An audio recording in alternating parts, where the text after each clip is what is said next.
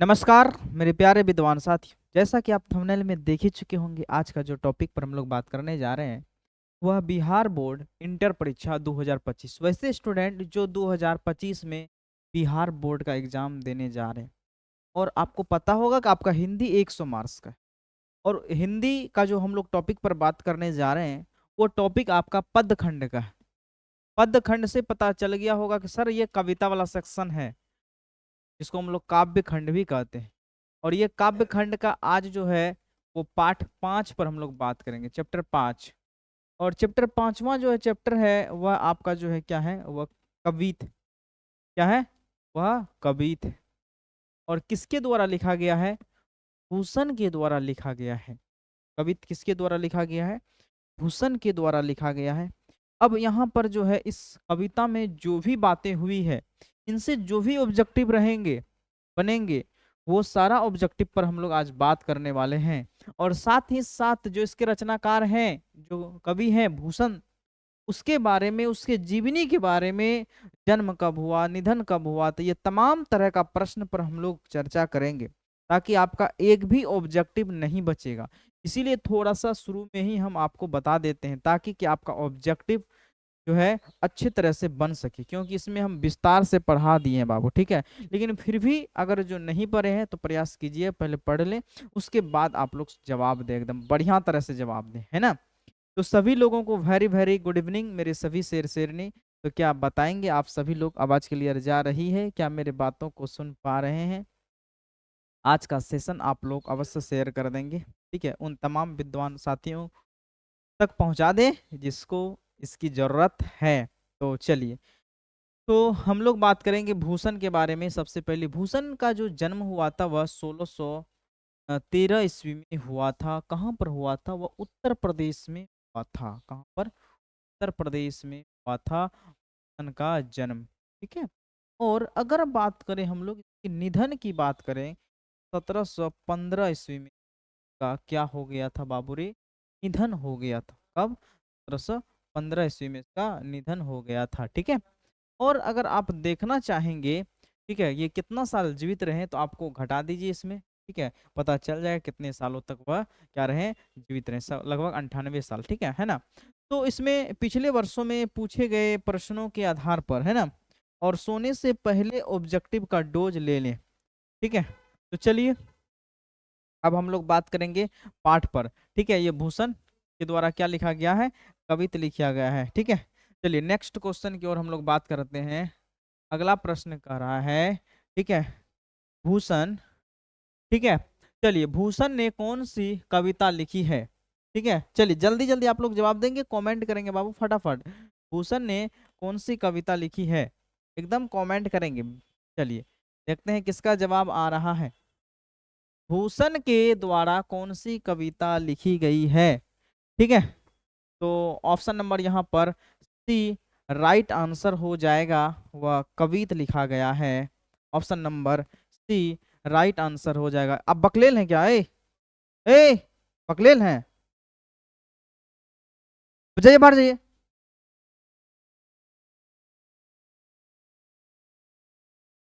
तो option number यहाँ पर सी राइट आंसर हो जाएगा। भूषण ने कौन सी कविता लिखी है? ठीक है, कविता लिखी, option number C right answer हो जाएगा। अगला प्रश्न कह रहा है, भूषण ने, ठीक है, भूषण ने मुख्यतः किस भाषा में रचना की थी? ठीक है, भूषण का जो भाषा था वह किस भाषा में रचना की थी? ठीक है, आप लोग सभी लोग जवाब देंगे, आपका कमेंट देखा जा रहा है। तो बिल्कुल राइट आंसर है आपका वज्र भाषा। बहुत बढ़िया जवाब दे रहे हैं, वज्र भाषा। बिल्कुल भी आपका राइट आंसर हो जाएगा वज्र भाषा। बी इज राइट आंसर हो जाएगा। नेक्स्ट क्वेश्चन, अगला प्रश्न कह रहा है, छत्रसाल, छत्रसाल की तलवार ने कौन सा रूप धारण किया था? छत्रसाल का तलवार बताए थे आपको, है ना, डरावनापन को बतला रहा। उसकी तलवारों में इतनी शक्ति है, उसकी तलवारों में इतनी धार है कि वह हाथी के ऊपर जो गेंदन है, बड़े बड़े जाल हैं, ठीक है, उसको भी काट सकते हैं, है कि नहीं। तो ये क्या बतला रहा है? रौद्र रूप बतला रहा है, उसकी डरावनापन को बतला रहा है उसकी, ठीक है। तो इसी वजह से छत्रसाल, ठीक है। तो आप लोग भी जवाब देंगे, ठीक है। छत्रसाल की तलवार ने कौन सी रूप धारण किया था? तो रौद्र रूप धारण किया था। ऑप्शन नंबर यहाँ पर ए राइट आंसर हो जाएगा, रौद्र रूप। ए इज राइट आंसर जाएगा। नेक्स्ट क्वेश्चन, छत्रसाल, अगला प्रश्न कह रहा है कि छत्रसाल की तलवार काली देवी, कलिका देवी, कलिका देवी, मृत्यु की देवी को कलिका देवी कहते हैं, ठीक है, क्या प्रदान करते हैं? तो क्या प्रदान करते हैं? उसको भोजन देते हैं, भोजन प्रदान करते हैं, उसी के तलवारों से काट करके मृत्यु की देवी, ठीक है, काली देवी को क्या करते हैं? भोजन ग्रहण करते हैं।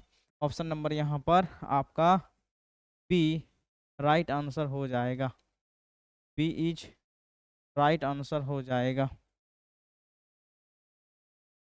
नेक्स्ट क्वेश्चन का रहा है, आपको बताना है, ठीक है, क्वेश्चन अगला 5 नंबर क्वेश्चन का रहा है, लगती लपकी कंठ बैरिन के नागिन सी कौन सी अलंकार है? 5 नंबर प्रश्न का आप लोग भी जवाब दीजिएगा।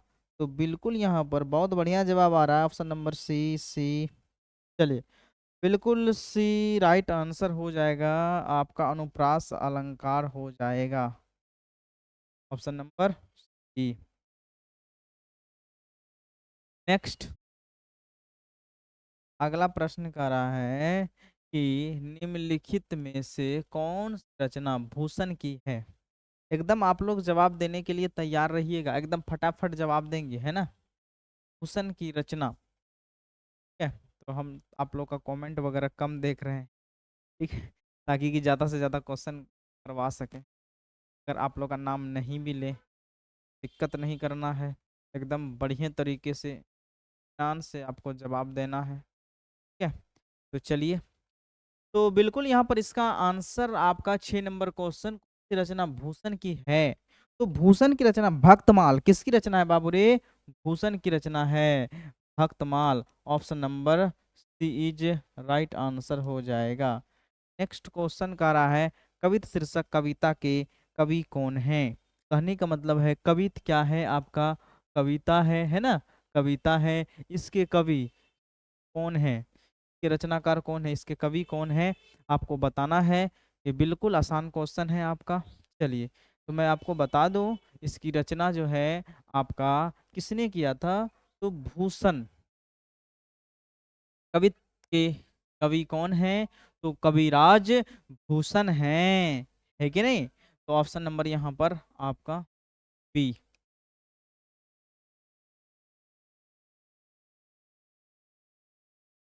भूषण, भूषण रीति काल की किस धारा के कवि हैं? भूषण रीति काल के किस धारा के कवि हैं? ठीक है, भूषण साहब रीति काल के किस धारा के कवि हैं, आपको बताना है।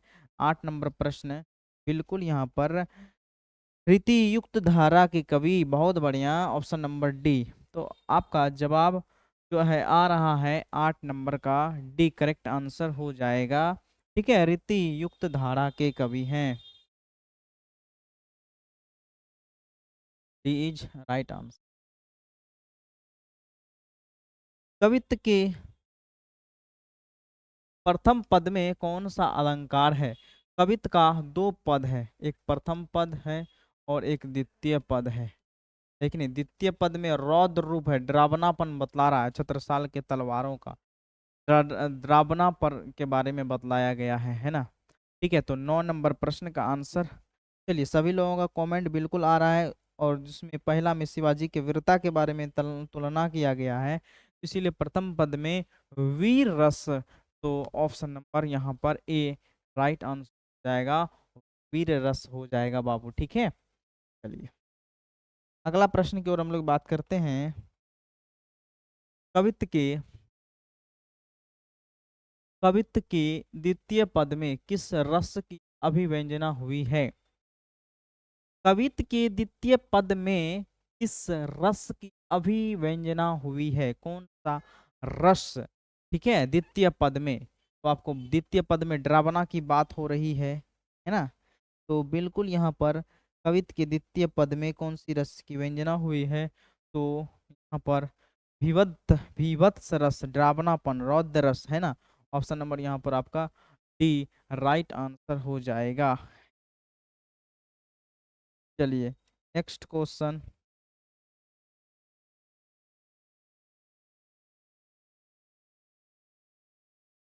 अगला प्रश्न करा, भूषण ने समुद्र अग्नि से किसकी तुलना की थी। भूषण ने समुद्र अग्नि से किसकी तुलना की थी, 11 नंबर का आप लोग जवाब देंगे। तो बिल्कुल यहाँ पर राइट आंसर हो जाएगा शिवाजी। शिवाजी की तुलना समुद्र की अग्नि से किया था, है ना। ठीक है, बहुत सारे चीजों से किए थे शिवाजी की तुलना। तो ऑप्शन नंबर यहाँ पर आपका बी। ठीक है, नेक्स्ट प्रश्न की ओर हम लोग बात करते हैं। अगला प्रश्न का रहा है, ठीक है, भूषण के प्रथम दंड में कौन सा रस है। भूषण के प्रथम खंड होगा, भूषण के प्रथम खंड में कौन सा रस है। 12 नंबर प्रश्न का बताना है वीर रस। बिल्कुल राइट आंसर है, वीरता को बतला रहा है, यहाँ शिवाजी की वीरता के बारे में बता रहा है। इसीलिए इसमें जो रस है आपका वह वीर रस होगा। Option C is right answer हो जाएगा, वीर रस। नेक्स्ट क्वेश्चन की ओर बात करते हैं हम लोग। अगला प्रश्न का रहा है कि भूषण के द्वितीय छंद में किस रस की व्यंजना हुई है। द्वितीय छंद में किस रस की व्यंजना हुई है, तो यहाँ पर 13 का रौद्र रस, है ना, ड्रावनापन, ड्रावनापन हुआ था द्वितीय में। ठीक है ना। चलिए सभी लोग जवाब देंगे बाबू बहुत बढ़िया तरीके से।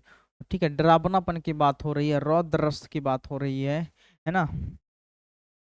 Option B is right answer हो जाएगा, रौद्र रस हो जाएगा, है ना। भूषण के द्वारा क्या लिखा गया था, तो कवित। ठीक है, चलिए नेक्स्ट क्वेश्चन की ओर हम लोग बात करते हैं। अगला प्रश्न का रहा है, प्रलय भानु तम तोम के कौन सा अलंकार है। ठीक है, 14 नंबर प्रश्न, कौन सा अलंकार है। ठीक है, चलिए एकदम आप लोग का जवाब आ रहा है एकदम मस्त से। एकदम आप लोग थोड़ा सा एकदम एक शिकवा शिकायत है आप लोगों से, आप लोग शेयर नहीं किए बाबू। तो ईमानदारी से थोड़ा सा जल्दी जल्दी सभी लोग शेयर कर दीजिएगा। ठीक है, और आप लोग की परीक्षा जो है सेंटअप एग्जाम वह कब होने वाली है, 11 नवंबर से भी थोड़ा ध्यान में रखिएगा, है ना। इसीलिए सभी चैप्टर का हम रिवीजन करवा देते हैं ना। इसलिए आप लोग डेली क्लास कीजिएगा, 7:30 बजे एकदम लाइव क्लास, कुछ भी हो जाए 7:30 बजे जुड़ना है, क्लास तो जुड़ना है कि नहीं। आधा घंटा दीजिए तो डेली समय। ठीक है, उसके बाद फिर लास्ट में आपका नोट सब क्वेश्चन कराएंगे इंपोर्टेंट, डायरेक्ट एग्जाम में लड़ेगा, ये गारंटी है। क्योंकि हिंदी में उतना जो है कि दम नहीं है, थोड़ा सा ग्रामर में दम है। जब तक आप पढ़िएगा नहीं, ग्रामर कॉन्सेप्ट क्लियर नहीं होगा तो आप नहीं बना पाइएगा। ये बहुत जरूरी है ग्रामर पढ़ना, कम से कम ग्रामर पढ़ना चाहिए, ताकि आपको हर एक एग्जाम में लगभग काम आएगा ही जब आगे आप बढ़िएगा ना। ग्रामर सब दिन आपको काम में आएगा, समझ गए बातों को। बुक तो जब सिलेबस है, जब एग्जाम देंगे एकेडमिक का 12th में ही आपको काम आएगा, है ना। फिर उस आपको ये नहीं पूछेगा कि जन्म मृत्यु बालकृष्ण भट्ट का कब हुआ, तब आपसे ये सब सवाल करेगा, संधि क्या होता है, सर क्या क्या होता है, ठीक है, निश्चयवाचक सर्वनाम क्या, ये सब चीज़ आपको पूछते रहेगा लोग सब। ठीक है, और हिंदी पूछा जाता है जैसे बिहार पुलिस और सब जो कम्पिटेटिव एग्जाम में पूछे जाते हैं, आपको काम आएगा, फिर दोबारा आपको पढ़ने का मौका नहीं मिलेगा। जिससे कम ग्रामर, और हो सके तो बुक भी अगर पढ़ेंगे और अच्छी बात है, ताकि आपका क्वेश्चन बने, है ना। क्योंकि आजकल बच्चे जो पढ़ना ही नहीं चाहते, पता नहीं क्यों नहीं पढ़ना चाहते हैं, है ना? जब तक आप पढ़िएगा नहीं तो आपको सिलेबस का अंदाजा नहीं लगेगा, आप बना नहीं पाइए, ये फिक्स है। आप अपने मन से कितना भी ताकत क्यों नहीं लगा दीजिए, आप उस क्षेत्र में जो है कि अच्छा नहीं कर पाइएगा।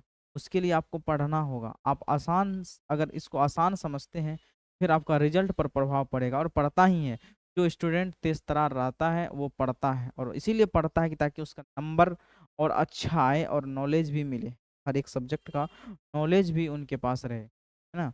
ये चीज़ होती है। जैसे अभी मान लीजिए आप, जैसे यूपीएससी के बारे में कुछ नहीं जानते, जैसे पढ़िएगा, जैसे उस इंस्टीट्यूट जाइएगा, हालांकि आप पढ़ने में कमजोर हैं या कुछ है, कम से कम उसके बारे में तो बहुत सारा चीज आपको पता हो जाएगा ना। ऐसा थोड़ा है कि नहीं होगा। आप जिस एग्जाम की तैयारी कर रहे हैं, हो सकता है आप उस एग्जाम में रिजल्ट दे या ना दे, लेकिन उसके बारे में तो बहुत चीज आपको जानकारी हो जाए। इसीलिए बिना पढ़े आपको किसी प्रकार की जानकारी वाला नहीं। जब तक आप पढ़ेंगे नहीं तो आपको कोई जानकारी नहीं मिली। ठीक है। और जब यहाँ आएंगे तो आपको पढ़ने के लिए ऑफलाइन, जो भी अगर ऑफलाइन करना चाहते हैं तो ऑफलाइन भी, फिर कोई बात नहीं है। ठीक है। अगर जुड़ना होगा तो हम आपको बता देंगे सारा चीज़, बेस्ट टाइमिंग वगैरह ये सब सारा चीज़। ठीक है। तो चलिए फिर हम लोग बात कर रहे थे बाबू कहाँ पर, यहाँ पर 14 नंबर का आप लोग का आंसर देख लेते हैं, 14 का क्या जवाब दे रहे हैं। तो बिल्कुल यहाँ पर 14 नंबर प्रश्न रूपक अलंकार है ना भानु। परले भानु तम तोम में कौन सा अलंकार है? रूपक अलंकार है। ऑप्शन नंबर पर आपका ए राइट आंसर हो जाएगा, रूपक अलंकार बिल्कुल एक करेक्ट आंसर हो जाएगा। अगर हम लोग बात करते हैं नेक्स्ट को, बात करते हैं अगला प्रश्न कर रहा है कौन सी कृति, ठीक है बताना है आपको, कीर्ति जो है वह भूषण की है। कौन सा कीर्ति, कौन सी रचना वह भूषण की है? शिवा बाबनी, बिल्कुल राइट आंसर है शिवा बाबनी। ठीक है। इसकी रचना है, भूषण की रचना है। Option number B right answer आएगा, बी इज करेक्ट आंसर आएगा। अगला प्रश्न कर रहा है कि कवि भूषण की उपाधि दी थी। कवि भूषण की उपाधि किसने दिया था? तो कवि भूषण की उपाधि उपाधि जो है चित्रकूट के सोलंकी राजा रुद्र शाह ने दिया था। कवि भूषण, भूषण को क्या कहते थे? कवि भूषण कहते थे। ऑप्शन नंबर यहाँ पर ये आपका राइट आंसर हो जाएगा, ये इज करेक्ट आंसर जाएगा। नेक्स्ट को बात करते हैं। अगला क्वेश्चन कर रहा है कि आपको बताना है कि भूषण ने किस रस को प्रमुखता दी थी, किस रस को प्रमुखता दी थी भूषण ने, कौन सा रस को? ठीक है। तो आप लोग का जवाब आना चाहिए। चलिए सभी लोग बताएंगे बिल्कुल। तो 17 नंबर प्रश्न का आंसर आप लोगों का जवाब आ रहा है, बहुत बढ़िया जवाब आ रहा है, करुणा रस। बिल्कुल बिल्कुल बहुत बढ़िया, करुणा रस। ठीक है। चलिए बहुत बढ़िया, करुणा रस ऑप्शन नंबर यहाँ पर आपका क्या हो जाएगा बाबूरे? बी इज राइट आंसर हो जाएगा। नेक्स्ट को कर रहा है कि अगला प्रश्न कि शिव राजभूषण कितने अलंकारों का निरूपण किया था? शिवराज भूषण ने कितने अलंकारों का निरूपण किया था? तो कुल मिलाकर के वह 108 अलंकारों का जो है निरूपण किया था। ऑप्शन नंबर यहाँ पर सी राइट आंसर हो जाएगा। 100 कितने अलंकार जी? 108 अलंकार का किया था, याद रखेंगे। नेक्स्ट प्रश्न की ओर बात करते हैं हम लोग। भूषण की कृति नहीं है, आपको बताना है भूषण की कृति नहीं है, भूषण की कृति नहीं है ना। तो चलिए विकल्प दिया गया है 19 और प्रश्न का आंसर बहुत बढ़िया जवाब दे रहे हैं। आपका भूषण हजारा है, भूषण उल्लास है, और दूषण उल्लास है, आपका हर्षो उल्लास नहीं है। यही तो आपका सही है। Option D is right answer हो जाएगा।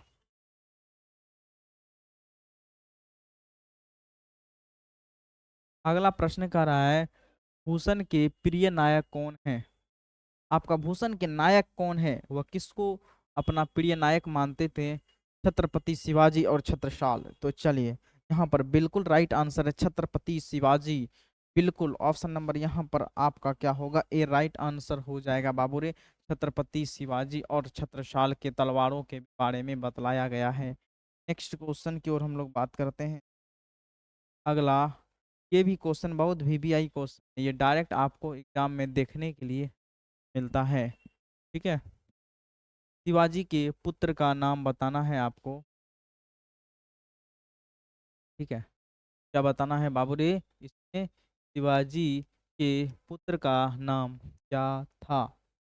तो शिवाजी के पुत्र का नाम शाहू जी। ठीक है। ऑप्शन नंबर यहाँ पर आपका बी राइट आंसर हो जाएगा, Sahu ji. Option number B is right answer.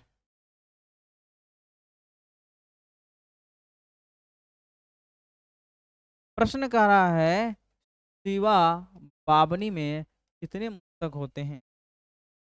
Shiva Bavani में कितने तक होते हैं? तो बावन नाम से ही पता चलता है, बावनी, बावनी से नाम से ही पता चलता है कि 52 मुक्तक होगा, है ना। शिवा बावनी 52 मुक्तक, ठीक है। 17 साल दशक 10 मुक्तक, है ना, दशक दशक। तो 52 ऑप्शन नंबर यहाँ पर सी राइट हो जाएगा, 52 हो जाएगा। हाँ आ गया। छत्रसाल दशक नाम से ही पता चला, छत्रसाल दशक में कितने छंद हैं नाम से ही पता चलता है। अभी बोले थे ना, अभी हम चर्चा भी किए थे, क्वेश्चन आ गया। छत्रसाल दशक में कितने छंद हैं नाम से ही पता चलता है, 10, ठीक है। कितने छंद हैं? 10। ऑप्शन नंबर क्या होगा बाबू रे? डी राइट आंसर हो जाएगा बाबू रे, 10 हो जाएगा, डी इज राइट आंसर हो जाएगा। नेक्स्ट प्रश्न कह रहा है भूषण के पिता का नाम क्या है? अगला बताना है आपको, भूषण के पिता का नाम क्या था?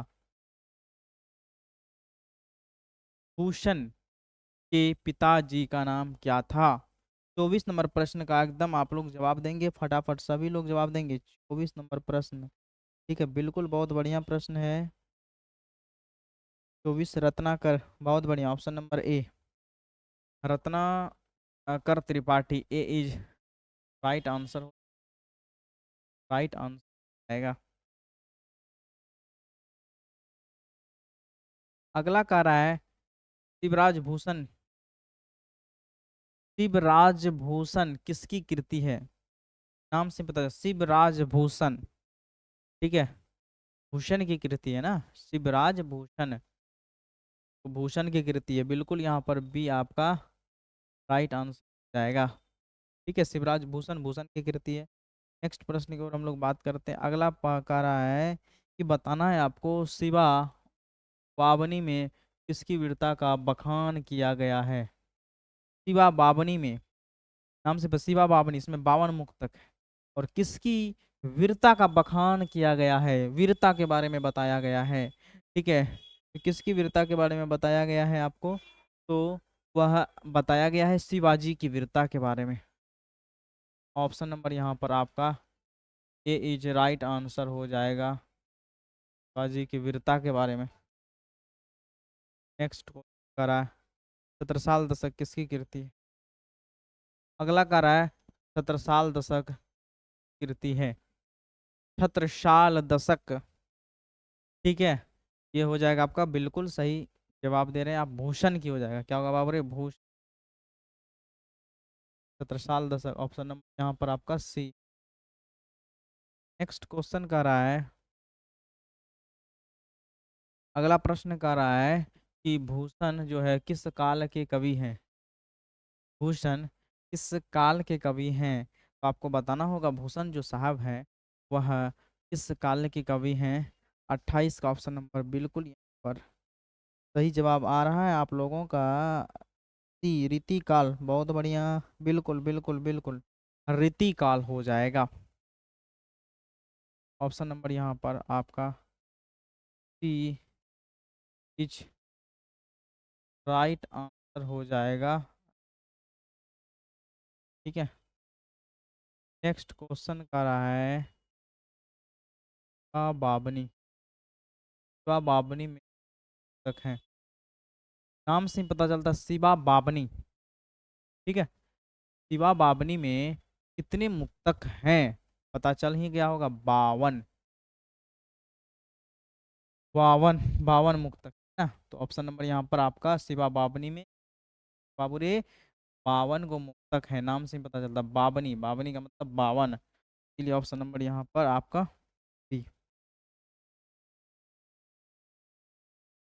नेक्स्ट को कर रहा है, अगला प्रश्न कर रहा है चिंतामणि, ठीक है, चिंतामणि त्रिपाठी भूषण के कौन, चिंतामणि त्रिपाठी भूषण की थे, बताना है आप, ठीक है। चलिए ये 30 नंबर प्रश्न का आप लोग जवाब दे रहे हैं मन से ना? बहुत लेट से जवाब दे रहे हैं आप लोग। ठीक है, एकदम आप लोग शेयर भी नहीं करते हैं, क्या बात है। तो पहली बार जुड़े हैं तो ऐसा चैनल को सब्सक्राइब कर लें बाबू, जो अभी आज न्यू क्लास है जिन। ठीक है, चलिए। तो बताना है आपको, चिंतामणि जो है त्रिपाठी भूषण थे, ये क्या हो जाएगा आपका बाबू रे?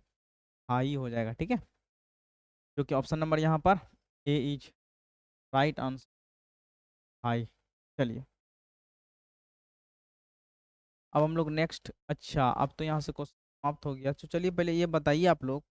ठीक है, चलिए सभी लोग बताना है आप लोगों को। ठीक है, कि आप लोगों का सभी लोग बताइएगा टोटल क्वेश्चन आज हम लोग कितना बर्बाद किए थे। 30 क्वेश्चन कवर किए थे, और आप ये हमें बताएंगे कि 30 में से आपका कितना सही हुआ था, या फिर आप कितना जानते थे 30 में से। ठीक है, क्योंकि थोड़ा सा ये भी पता चल जाएगा आपकी तैयारी किस प्रकार है कि नहीं। क्वेश्चन बिल्कुल आसान था, इसी चैप्टर से आपको ज़्यादा से ज़्यादा सही होना चाहिए। हर एक चैप्टर से क्वेश्चन आता तो थोड़ा सा हो सकता था सोचने जवाब देने में थोड़ा सा जो है कि हम लोग थोड़ा गड़बड़ा जाते थे, लेकिन ये ऐसा तो है नहीं। एक ही चैप्टर से बहुत सारा क्वेश्चन जो है कि उसी के कवि के नाम पर ही रहता है, एकदम कुछ नहीं वही होगा, है ना। इसी वजह से इसमें आपका कम से कम 30 में से आपका सभी लोगों का 25 सही होना चाहिए। अगर जिनका भी 25 प्लस अगर सही है ना, तो उसकी तैयारी बहुत बढ़िया है। और याद रखेंगे, ये जो नहीं पढ़े हैं थोड़ा सा पहले प्रयास कीजिए कि पहले हम लोग सब्जेक्टिव को अच्छी तरह से पढ़ लें, ताकि जब ऑब्जेक्टिव आप करवा रहे हैं, ठीक है, करने आए तो आपको जवाब देने में मज़ा आए, तब आप जवाब दीजिएगा। नहीं इससे मज़ा नहीं आएगा आपको, बस पढ़िएगा छोड़ दीजिएगा, पढ़िएगा छोड़ दीजिए। इसीलिए थोड़ा सा प्रयास कीजिए कि हम क्या करें, सब्जेक्टिव को भी अच्छी तरह से पढ़ें। हाँ, लेकिन ऑब्जेक्टिव प्रैक्टिस करना जरूरी है। जो पढ़े हैं उसको तो एकदम डेली करना है ना। डेली नहीं, एक ही चैप्टर का डेली नहीं, मतलब कि डेली प्रैक्टिस करते रहना है अलग अलग चैप्टर का। ठीक है, ये मेरा कहने का उद्देश्य है।